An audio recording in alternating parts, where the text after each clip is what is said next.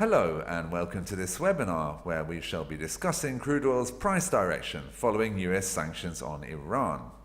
My name is Sasha and I'm a financial analyst here at 4Trade.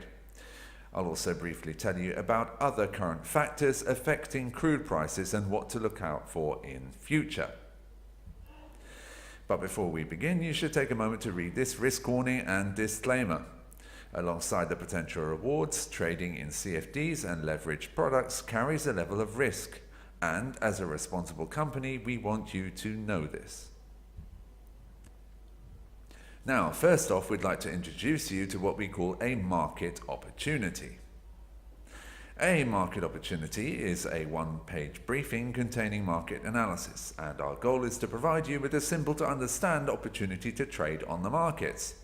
We will select an instrument such as gold or a currency pair, for example, and tell you our very best estimate on its price direction so that you can trade on it if you want to. Market opportunities are produced by the research department, that's us, on a daily basis, according to market conditions and based on historical evidence. This can relate to daily trading, weekly trading, or monthly trading. A market opportunity consists of fundamental analysis, geopolitical events, technical analysis, and that includes a pivot point and support and resistance levels. It's important to understand that it's solely your decision whether you trade on market opportunities or not. And here in front of you is an example of a recent market opportunity. Some fundamental analysis on what's going on with crude oil you can see in front of you. You can also see, for example, how Saudi Arabia says it will make up the shortfall of oil in the market due to Iranian sanctions. This could bring crude prices down. As you can see, this is a downtrend opportunity over a weekly period. When using a market opportunity, it's vital to look at the pivot point on which the calculations are based. In this instance, if the price reaches the pivot point that you can see in the center of the screen here, this shows the right moment in our estimation for opening a trading position. If you decide to trade on this market opportunity, that is. You can see below the trend direction and the time period. It's also important that you know how to use the stop loss and take profit options. You have support and resistance levels further along. At these points you can put a stop loss and take profit. And on the right hand side of the screen at the top you have calculations.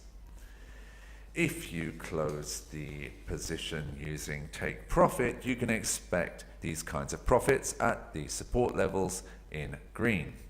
If the price is going against you, then you could potentially have a loss of the amount at these resistance levels, and that's in red. Finally, profit and loss calculations are based on a one-lot trading volume. So, first of all, let's briefly lay out the background as to why sanctions were imposed on Iran. Well, sanctions on Iran were touted when the US accused the country of not honoring the previous agreement signed with the US and major EU countries concerning its weapons program.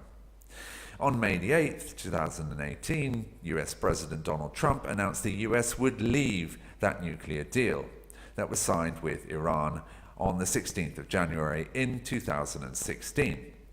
He also said to reimpose sanctions that were in place before this deal was made. These included sanctions on the automotive industry and the supply or trade of metals like aluminium and steel.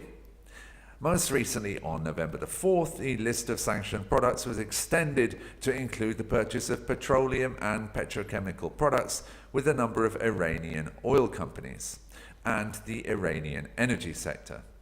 Sanctions will be placed on foreign financial institutions transacting with the Central Bank of Iran, and trade with Iranian ports will be sanctioned from the end of this year. These sanctions will hurt oil and gas companies, and both the EU and China opposes them.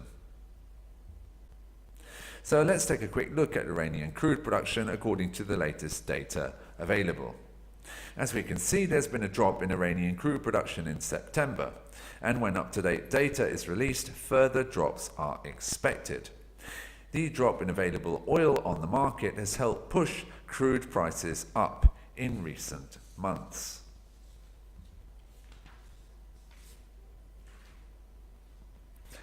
So, what is the current situation, and why have Iranian sanctions not caused crude oil prices to increase, as most traders expected? Well, as you can see, the US granted 180-day waivers on imports of Iranian oil to China, India, Japan, Turkey, and other countries. Washington agreed to do this because of fears that oil prices would push higher if supply to the market was reduced.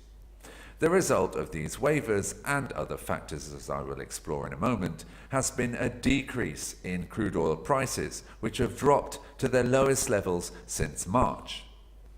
Washington granted sanctions exemptions, lifting supply concerns, turning the market's focus to worries that an economic slowdown may curb fuel demand. This group granted waivers takes as much as 3/4 of Iran's seaborne oil exports, meaning Iran will still be allowed to export some oil for now. Iran's crude exports could fall to little more than 1 million barrels per day in November, a third of their mid-2018 peak. But traders and analysts say the figure could rise from December as importers used their waivers. On the supply side, oil is ample despite the sanctions against Iran, as output from the world's top 3 producers, Russia, the US, and Saudi Arabia, is rising. The 3 countries combined produce more than 33 million barrels per day for the first time in October, meaning they alone meet more than a third of the world's almost 100 million barrels per day crude oil consumption. So, concerns about market oversupply and reduced demand have come together to apply downward pressure to oil prices. So any discussion of crude oil without reference to the 3 main actors who effectively decide oil prices is useless.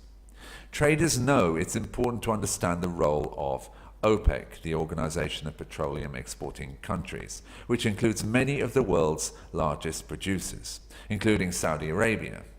The organization generates some 44% of all world oil production.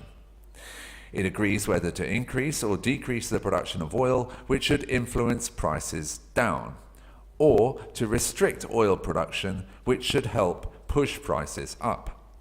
Since 2016, the organization has successfully invited Russia, the second largest producer of crude, to join these agreements, even if Russia isn't formally part of OPEC.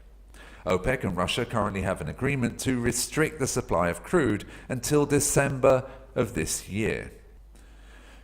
So, since Russia is the world's number 2 producer, Russia and OPEC together have considerable power to influence oil prices.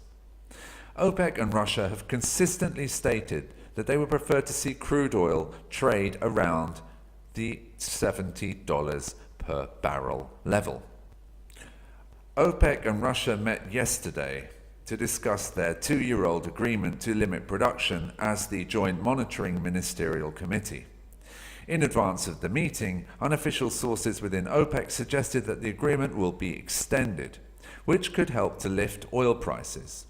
But a formal decision may not be expected until the full OPEC and non-OPEC meeting is held on December the 6th to December the 7th in Vienna, a crucial meeting.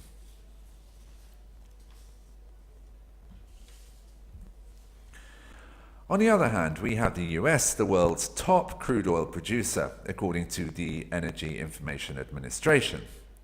The US overtook Russia in June and August as the world's largest global crude oil producer, as you can see on the table. US crude output has been boosted by shale, with the EIA predicting that the US output will reach 12 million barrels per day by mid-2019. This means the US as a single country has a lot of influence on crude prices. But as I specified before, OPEC and Russia, if they continue to act together, remain the most significant factor for crude prices. However, President Trump has repeatedly called upon OPEC and Russia to produce more in order to reduce crude prices. Although ironically, it was the US sanctions on Iran that helped to keep prices high until the waivers policy was revealed. So, let's take a look at the other factors currently influencing crude prices. Well, the most important one, or at least one of the most important ones, is the trade war and the repercussions. It has affected many countries. As tariffs appear on many global goods, in say the manufacturing industry, making them more expensive, global demand decreases, causing less demand for crude oil and bringing crude oil prices down. China, as a large importer of oil, is particularly important. If the Chinese economy slows there because of the trade war, crude prices could fall. An increased global supply. Another important factor affecting crude prices recently is supply. With the US producing a new record number of 11.6 million barrels per day and increasing Russian production at a record 11.3 million barrels per day, traders are concerned about oversupply in the market, bringing prices down.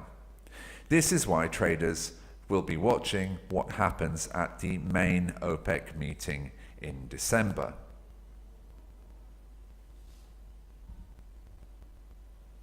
On this chart, you can see how crude has been quite volatile over the past 6 months, with crude hitting its peak this year of almost $77 at the beginning of October. Since then, we have witnessed quite a steep downtrend caused by the factors I mentioned in this webinar. As far as traders are concerned, what OPEC decides at its meeting in December is crucial. It's possible that a decision to prolong or to increase the production limitation deal will cause a bounce back in crude oil prices, while a decision by Russia, Saudi Arabia and OPEC to not renew the deal will cause oil prices to slump. However, this seems less likely, since, as I mentioned, both Russia and Saudi Arabia believe that $70 is a fair price for producers and consumers. Well, I hope you found this webinar useful. If you have any questions, please call your senior account manager who'll be happy to help.